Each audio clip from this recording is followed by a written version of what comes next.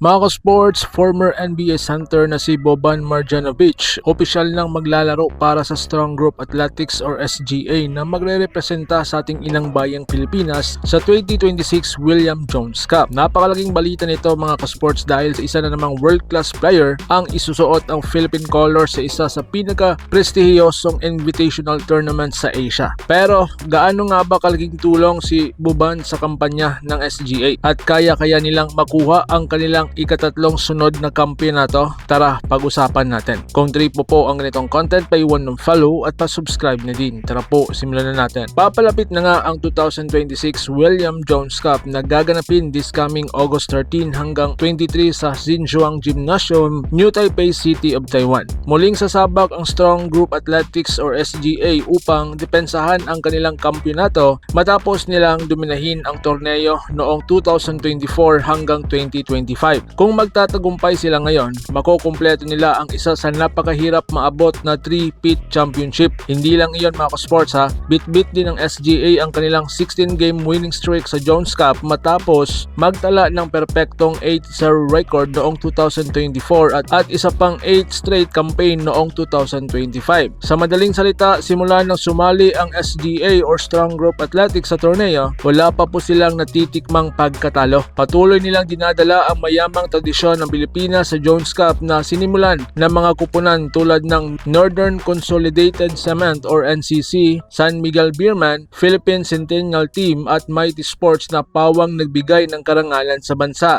So ngayon, Boban Marjanovic, napakalaking dagdag lakas at para mapanatili ang kanilang dominasyon, isa sa pinakamalaking hakbang ng SGA ang pagkuha ng 7'4" Serbian giant na si Boban Marjanovic. Hindi maikakaila na malaking problema siya para sa kahit anong depensa. Kapag nakapwesto siya sa ilalim ng basket, napakahirap siyang pigilan. Napakalambot ng kanyang shooting touch, malapit sa ring, mahusay sa post-up game at kahit sa free throw line ay maaasahan para sa isang napakataas na center. Isa rin siyang elite rebounder ha, dahil sa kanyang tangkad at napakahabang wingspan, malaking bintay siya sa offensive at defensive rebounds. Siyempre, may ilang limitasyon din si Boban. Hindi po siya kasing bilis ng modernong NBA centers na pagdepensa sa pick and roll at small ball lineups. Ngunit sa isang tournament tulad ng Jones Cup kung saan mahalaga ang laki at experience sa loob, nako, napakalaking sandata pa rin ang kanyang presensya. Mga ka-sports, marami ang nag-iisip na puro tangkad lang daw ang puhunan ni Boban, pero sa totoo lang, isa po siya sa pinaka-skilled na traditional center na naglaro sa NBA. Sa kanyang NBA career noon,